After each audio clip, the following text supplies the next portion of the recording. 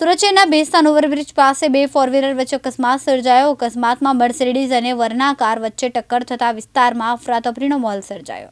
Bestan overbridge નજીક આજે બે ફોર વ્હીલર વાહનો વચ્ચે અકસ્માત સર્જાયો. માહિતી મુજબ મર્સિડીઝ અને વરના કાર વચ્ચે જોરદાર ટક્કર થઈ હતી. અકસ્માત બાદ મર્સિડીઝ કારમાં સવાર બે બાળકોને ઈજા થયાની ચર્ચા સામે આવી. ઘટનાની જાણ થતાં બેસ્તાન પોલીસનો કાફલો તાત્કાલિક સ્થળ પર પહોંચી ગયો અને ટ્રાફિકને નિયંત્રિત કરીને વધુ તપાસ હાથ ધરી. હાલ અકસ્માતના સાચા કારણ અંગે તપાસ ચાલી રહી છે.